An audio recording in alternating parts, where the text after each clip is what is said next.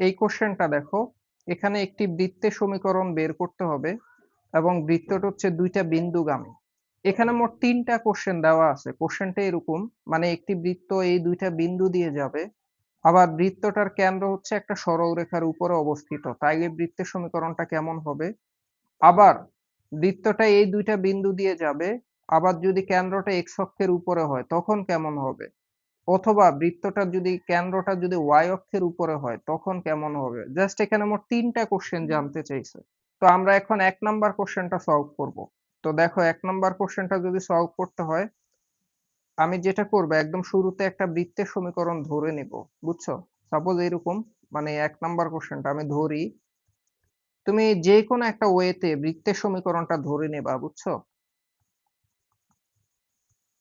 বৃত্তের সমীকরণ। বৃত্তের সমীকরণটা আমি ধরে নিচ্ছি এরকম, x square plus y square plus 2gx। আদর্শ সমীকরণটা ধরে নিচ্ছি প্লাস সি ইকুয়াল টু 0। এটাকে আমি ১ নাম্বার দিয়ে দিচ্ছি। ঠিক আছে? এখন এই যে বৃত্তটা, ঠিক আছে? এই বৃত্তটা অবশ্যই এই দুইটা বিন্দুগামী। তাই এই বিন্দু দুইটা বসানো যাবে, ১ নং সমীকরণে বসানো যাবে। তুমি প্রয়োজনে এটাও বলতে পারবা, বলবা যে ১ নং ও 6,4 বিন্দুগামী। তো সুতরাং তুমি 3,5 যদি বসাও একবার, 3,5 যদি তুমি ১ নং এ বসায় দাও তাহলে কি পাবা বলো তো? 3 স্কয়ার মানে হচ্ছে 9, আর 5 স্কয়ার মানে 25। 9 এবং 25 যোগ করলে কত? 34। একবারে লিখে দিচ্ছি 34 প্লাস, এখানে দেখো x এর মান কত বসবে? x এর মান 3, তাহলে 2gx। এটা 3 দুগুণে 6, তাহলে এটা হবে 6g প্লাস, এখানে y এর মান হচ্ছে 5, 5 y এর জায়গায় বসালে 5 দুগুণে 10, তাহলে 10f plus c equal to 0। এটা একটা ইকুয়েশন পাইলাম। এটা আমি 2 নাম্বার দিয়ে রাখি। 3 নাম্বারে এটা কিন্তু আবার 6,4 বিন্দুগামী, তাহলে 6,4 সেটাও বসায় দেই। সেটা বসালে কি পাবো দেখো, ফার্স্ট এক্স এর মান 6, এখানে 6 স্কয়ার মানে 36, আর ওয়াই এর মান 4, 4 স্কয়ার মানে 16, 36 এবং 16 যোগ করলে 52, 52 প্লাস জি, এখানে 6, এক্স এর মান হচ্ছে 6, তাহলে 6 দুগুণে 12g, তাহলে 12g প্লাস এখানে 4, ওয়াই এর মান 4, তাহলে 4 দুগুণে 8, 8f plus c equal to 0। এটা আমার আরেকটা ইকুয়েশন হইলো। বুঝছো? এন্ড এখান থেকে আমি অনেক কাজ করতে পারি চাইলে। তুমি দেখো, যেহেতু এখানে সি আছে, এখানে সি আছে, তুমি একটা থেকে আরেকটা বিয়োগ করলে সিটা চলে যাবে। ধরো আমি এখনই শুরু করতে পারি। ধরো আমি লিখলাম যে 3 নাম্বার সমীকরণ থেকে 2 নাম্বার সমীকরণটা বিয়োগ করে দেই। তো যদি বিয়োগ করে দেই, তুমি দেখো সি সি বাদ, তারপর 52 থেকে 34 বাদ গেলে কত থাকবে? 18 থাকবে। আর এখানে 12টা জি থেকে 6টা জি গেলে 6টা জি থাকবে, তাহলে 6g। এখানে 8f, 8f থেকে 10f গেলে -2f থাকবে, আর সি তো চলেই গেল। এটা একটা ইকুয়েশন, ধরো এটা আমি 4 নাম্বার বলে দিচ্ছি। এখন একটা মজার বিষয় দেখো, যখনই আমি বৃত্তের সমীকরণ এটা ধরছিলাম, বলতো এই বৃত্তের কেন্দ্রটা কত হবে? অবশ্যই এই বৃত্তের কেন্দ্রটা হচ্ছে -g, -f। এটা আমরা জানি। বুঝছো? এরকম একটা বৃত্তের সমীকরণের কেন্দ্রটা -g, -f হয়, এটা আমরা জানি। ঠিক আছে? মানে x এর মানটা -g, y এর মানটা -f। এখন তোমার কোশ্চেনটা কিন্তু এরকম, বলছে যে এমন একটা বৃত্তের সমীকরণ নির্ণয় করো যার কেন্দ্রটা এই রেখার উপরে থাকবে। তার মানে কি বলতো? এই যে কেন্দ্রটা, এই কেন্দ্রটা কি এই রেখার উপরে বসানো যাবে, কারণ কেন্দ্রটা এই রেখার উপরেই আছে। এখন তুমি তাকে এক্স এর জায়গায় কি বসাবা? -g। তাকে কি পাবা বলতো? আরেকটা ইকুয়েশন পাবা। ধরো তুমি এক্স এর জায়গায় -g বসালে পাবা -g, আবার ওয়াই এর জায়গায় বসাবা -f, তাহলে এটা -2f হয়ে যাবে। লেখো -2f। আর এখানে যে -10 এটা থাকবে। ওকে, -10 ইকুয়াল টু 0। এটা হচ্ছে তোমার আরেকটা ইকুয়েশন পেয়ে গেলাম। এটা কেন করলাম বলতো?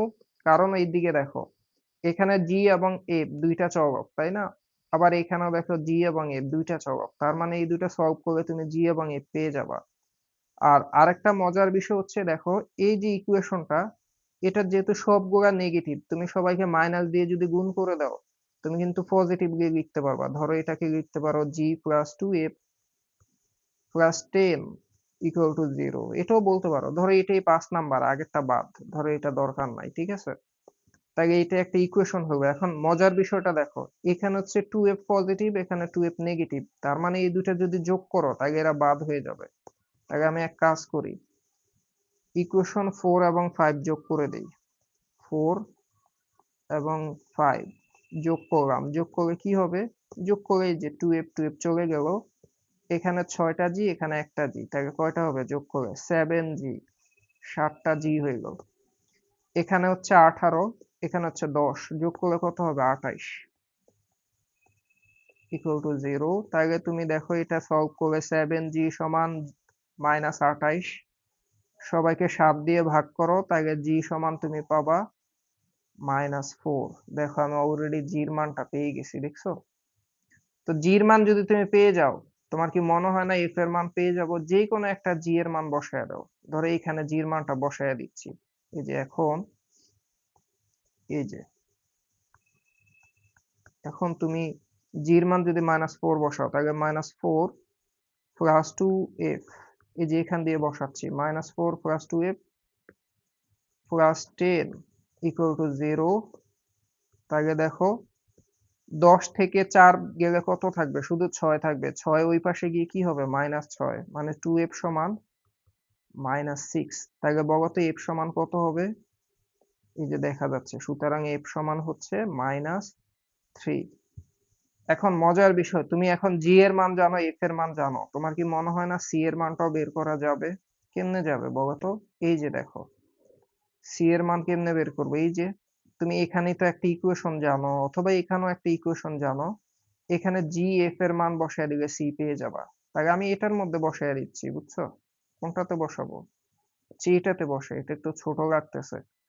এখানে g f বসালে, আচ্ছা c এর মান কি হবে? এই যে সুতরাং c এর মানটা, c এর মানটা তোমার, ধরো c রাখলাম, বাকি সব ওই পাশে পাঠায় দাও, বুঝছো? তাহলে c এর মান হবে 34, ওই পাশে গিয়ে -34, তারপর দেখো, তারপর এখানে আছে পজিটিভ 6g, ওই পাশে গিয়ে -6g হবে। -6, g এর মান কত? g এর মান হচ্ছে -4। ওকে, তারপর দেখো, তারপর এখানে হচ্ছে 10f, ওই পাশে গিয়ে -10f হবে। তাহলে লেখো -10, আর f এর মান কত? f এর মান -3। এটাই কিন্তু, বুঝছো? এটাই c এর মান। তাহলে এটা ক্যালকুলেট করো। এটা ক্যালকুলেশন করলে কত হবে আমি দেখাই দিচ্ছি। -34 মাইনাস মাইনাস প্লাস, তাহলে এটা 24। এখানেও মাইনাস মাইনাস প্লাস হবে, তাহলে 3 10 30 হবে।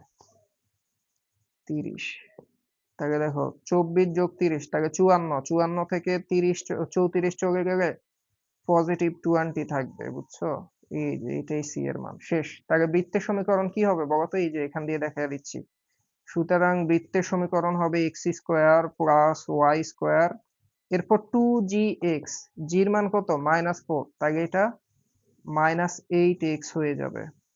তারপর 2fy, f এর মান কত? -3, তাহলে -6, এই যে 6y, ঠিক আছে? আর c এর মান কত? 20। এটাই কিন্তু আমার কাঙ্ক্ষিত অ্যান্সার। তো তুমি যদি 1 নাম্বার কোশ্চেনটা বুঝতে পারো, 2 নাম্বারটা আমরা অনেক ইজিলি সলভ করতে পারবো। আমরা এখন এই 2 নাম্বারটা সলভ করব। তো 2 নাম্বারটা এক্স্যাক্টলি আমি আগের মতো করে সলভ করব, কিন্তু এটা আমরা অনেক দ্রুত সলভ করে ফেলতে পারবো। আগের মতো আমি কি করব জানো? দেখো 2 নাম্বারটা আগের মতোই ধরি, বৃত্তের সমীকরণ, বুঝছো? ধরবা বৃত্তের সমীকরণ আগের মতোই ধরা, যে x square plus y square 2gx 2fy plus c equal to 0, এটা ধরলা, ঠিক আছে? এটা 1 নং। এখন এই 1 নংটা কি? এই দুইটা বিন্দু, মানে এই যে 1 নং ইকুয়েশনটা, এটা অবশ্যই এই দুইটা বিন্দুগামী, এক্স্যাক্টলি আগের মতোই, বুঝছো? তো এন্ড দুইটা বিন্দু বসালে তুমি দুইটা ইকুয়েশন পাবা, এন্ড সেই ইকুয়েশন গুলা কিন্তু আমরা একটু আগেই মানে করছিলাম। তুমি জাস্ট খেয়াল করো তো, আমি জাস্ট লিখে দিচ্ছি এখানে। যখন তোমার 1 নং এ ধরো তুমি 3,5 বসাবা, ঠিক আছে? তখন তুমি মানটা কত পাইছিলা বলো তো? মনে আছে তোমার? আমি লিখে দিচ্ছি, সমস্যা না। আমি পাইছিলাম এরকম, ফার্স্টে এখানে পাইছিলাম 34, plus 6g plus 10f plus c এরকম একটা ভ্যালু পাইছি। এটাকে আমি 2 নাম্বার দিছিলাম, বুঝছো? আবার তেমনি এটা তো 6,4 বিন্দুগামীও, তাই না? এন্ড তুমি 6,4 বসালে আরেকটা মান পাবা। সেটা কত ছিল? এখানে 52 ছিল, 6 দুগুণে এখানে 12g ছিল, 4 দুগুণে 8 ছিল, প্লাস c। দেখো এগুলো আমরা আগে পাইছিলাম, বুঝছো? এখনো আমি আগের মতোই কাজ করব, বুঝছো? আগের মতো কাজ বলতে 3 থেকে 2 বিয়োগ করছিলাম আগের বার, মনে পড়ে? বা 2 থেকে 3 একটা বিয়োগ করো। লাভ কি? লাভ হচ্ছে সিটা চলে যাবে। তাহলে তুমি এখন শুরু করো, এই যে 3 থেকে 2 বিয়োগ করো। বিয়োগ করলে তুমি ইকুয়েশন কি পাবা বলো তো? 3 থেকে 2 যখন বিয়োগ করবা তখন তুমি পাবা 6g। খুব স্বাভাবিক। তুমি দেখো 12 থেকে 6টা গেলে 6টা g থাকবে, মাইনাস 2f থাকবে, তারপর হচ্ছে পজিটিভ জাস্ট 18 থাকবে কনস্ট্যান্ট। এটাকে তুমি 4 নাম্বার দিয়ে দাও। তুমি বলতে পারো যে ভাই সব তো আগের মতোই, নতুন কি হইলো? নতুন হচ্ছে সুবিধাটা এখানে দেখো, বৃত্তের কেন্দ্রটা কোথায় আছে বলতো? কেন্দ্রটা হচ্ছে এখন এক্স অক্ষের উপরে আছে। তুমি কি জানো এক্স অক্ষের উপরে যদি কোনো বৃত্তের কেন্দ্র থাকে, এই জায়গায় কার মানটা শূন্য বলতো? এক্স অক্ষের উপরে থাকলে কেন্দ্রের ওয়াই এর স্থানাঙ্কটা শূন্য হবে, বুঝছো? কেন্দ্রের ওয়াই এর স্থানাঙ্কটা শূন্য, কারণ এক্স অক্ষের উপরে তো ওয়াই এর মান আজীবনই শূন্য, জানো এটা? এটা কি বুঝছো তুমি? তো তোমার এই বৃত্তের কেন্দ্রটা কত বলতো? আগের মতোই বলে দিচ্ছি।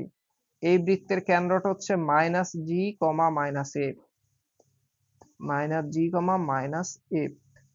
বলতো এখানে কার মানটা শূন্য হবে? উত্তর হচ্ছে এফ এর মানটা শূন্য হবে, অথবা মাইনাস এফ, যেটাই বলো শূন্য হবে। কেন? কারণ কেন্দ্রটা এক্স অক্ষের উপরে আছে, বুঝছো? তুমি বলবা যে এখন, এই যে এখান দিয়ে বলে দিচ্ছি,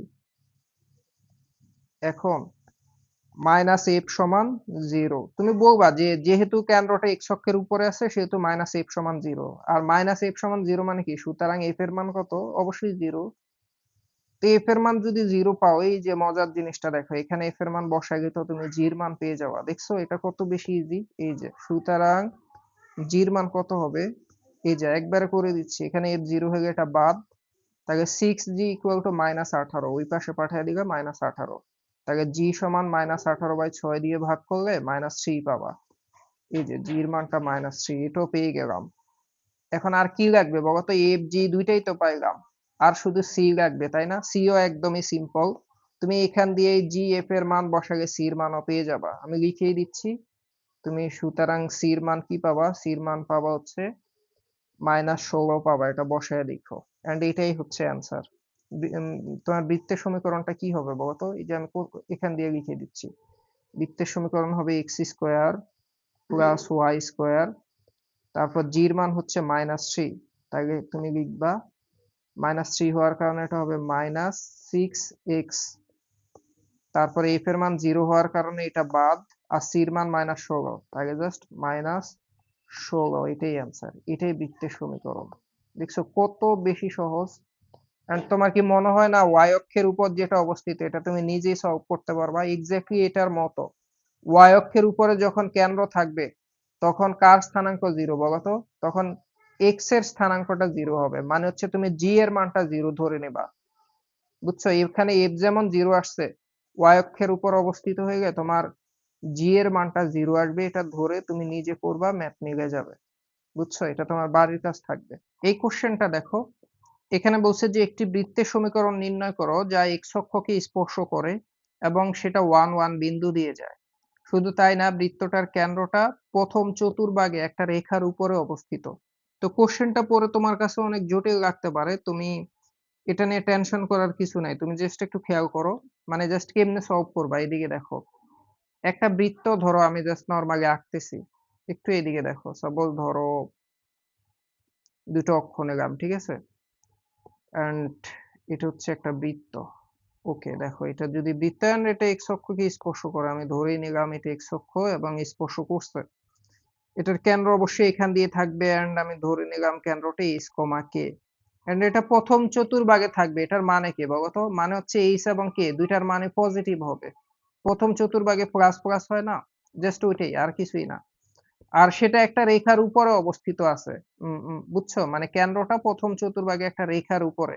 মানে হচ্ছে এখানে এক্স ওয়াই এর জায়গায় তুমি এস কে বসাইতে পারবা, জাস্ট এটাই বলছে, আর কিচ্ছু না, বুঝছো? এন্ড তুমি কি জানো এক্স অক্ষকে স্পর্শ করলে ব্যাসার্ধটা আসলে পাওয়া যায়? ব্যাসার্ধ কিন্তু এটাই। এটুকু উচ্চতা কি কে না? কারণ এখান থেকে এইটুকু উচ্চতায় কিন্তু কে পরিমাণ, তাকে ব্যাসার্ধ আমি জানি, তাকে আমি ধরে নেই বৃত্তের সমীকরণটা এমন হবে যে ধরি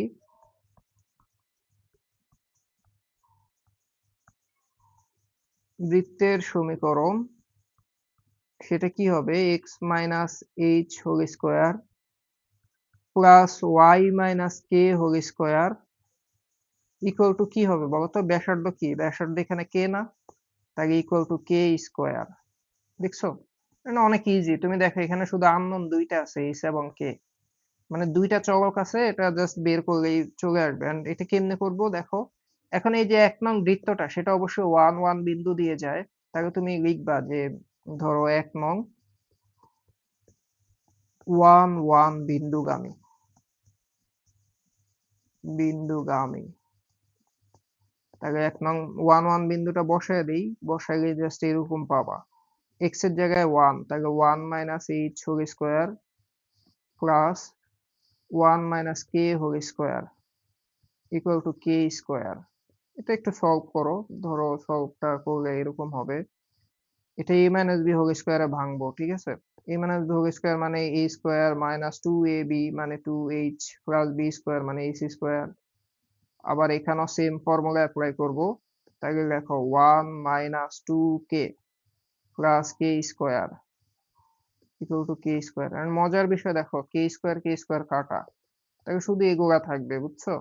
তাহলে তুমি একটা ইকুয়েশন পাইলা এরকম এইচ স্কোয়ার, আর এখানে মাইনাস 2h মাইনাস 2k এগুলা থাকবে, তাহলে মাইনাস 2h মাইনাস 2k, আর এখানে 1 এবং 1 মিলে 2 হবে, বুঝছো? তাহলে দেখো প্লাস 2 ইকুয়াল টু 0, কারণ কে স্কোয়ার বাদ দিয়ে দিচ্ছে। এটা একটা ইকুয়েশন, এটাকে তুমি একটা নাম্বার দাও, 2 নাম্বার ইকুয়েশন, ঠিক আছে?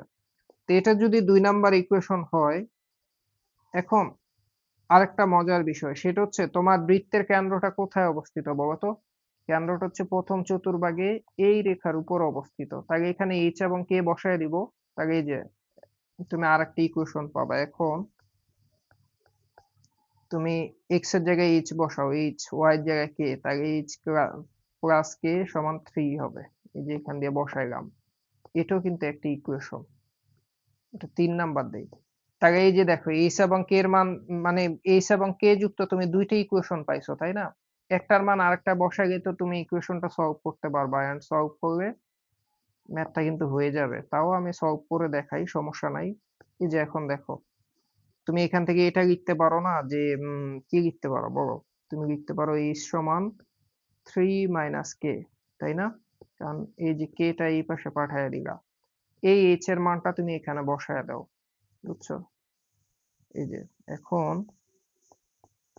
তুমি লিখবা এইচ স্কোয়ার, ওকে? এইচ এর জায়গায় কি লিখবা? 3 মাইনাস কে। অবশ্যই এইচ এর মান বসাইতে গেলে অনেকগুলা চলক হবে, তার চেয়ে বেটার তুমি লিখতে পারো কে সমান 3 মাইনাস এইচ। বুঝো আমার কথা, বুঝছো? মানে ধরো তুমি তো এটাও লিখতে পারো, দেখো এটা বাদ দিয়ে আমি বরং লিখি যে কে সমান 3 মাইনাস এইচ, তাইলে কম বসানো লাগবে আর কি, ঝামেলা কম। কে সমান 3 মাইনাস এইচ, এখন মানগুলা বসায় দাও এখানে। তাহলে তুমি লিখবে এখন এইচ স্কোয়ারের জায়গায় এইচ স্কোয়ার থাকবে, মাইনাস 2h থাকবে, মাইনাস 2k, তাহলে 2k এর জায়গায় লিখবা 3 মাইনাস এইচ, মান বসায় দিলাম, প্লাস 2 ইকুয়াল টু 0, বুঝছো? এই যে এখন এটা আমি সলভ করব, তুমি খেয়াল করো এখানে কিন্তু শুধু এইচ আছে, কে নাই। অবশ্যই এটা সলভ করা যাবে।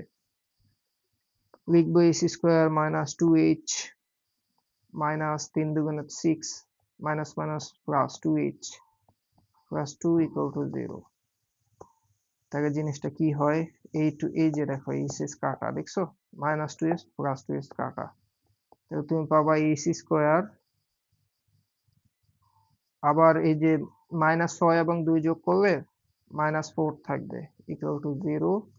তাহলে এইচ স্কোয়ার সমান ওই পাশে গেলে 4, তাহলে এইচ এর মান কত? Plus minus 2। দেখছো? এন্ড মজার বিষয় কি জানো, এখানে কিন্তু একটা গেম আছে, গেমটা হচ্ছে এইচ এর মান প্লাস মাইনাস 2 দুইটাই কি ভ্যালিড? উত্তর হচ্ছে না। এইচ এর মান শুধু 2 নিতে হবে। কেন? দেখো তোমার কেন্দ্রটা কিন্তু প্রথম চতুর্ভাগে আছে। প্রথম চতুর্ভাগে এইচ এর মান কি জীবনও নেগেটিভ হবে? বলো। এইচ এর মান কি জীবনও নেগেটিভ হবে? হবে না। তাহলে তুমি লিখবা সুতরাং এইচ সমান কত নিতে হবে? এইচ সমান 2 নিতে হবে। এন্ড তুমি এখানে ব্যাখ্যা দিবা যে প্রথম চতুর্ভাগে আছে এই কারণে। বুঝছো? প্রথম চতুর্ভাগ।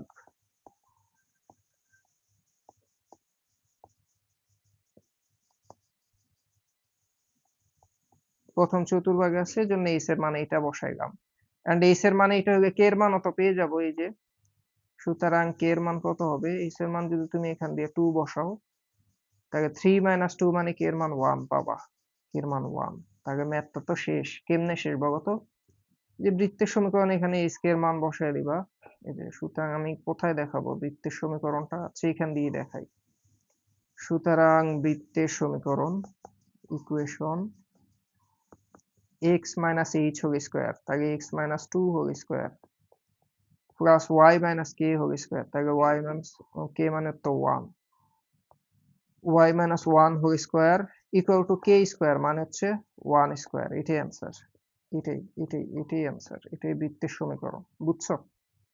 এই কোশ্চেনটা দেখো, এটা আমাদের আজকের দিনের শেষ কোশ্চেন এন্ড খুবই মজার কোশ্চেন। দেখো খেয়াল করো, এখানে বলছে যে একটা বৃত্তের সমীকরণ নির্ণয় করো যেটা x অক্ষ y অক্ষকে এত এত একক কর্তন করে এবং এত রেখার উপরে অবস্থিত কেন্দ্রটা। মানে আমি যদি একটা চিত্রের মাধ্যমে দেখাই ব্যাপারটা কাইন্ড অফ এরকম। বুঝছো? ধরো একটা বৃত্ত কেমন হবে? ধরো এটি হচ্ছে একটা বৃত্ত, ওকে?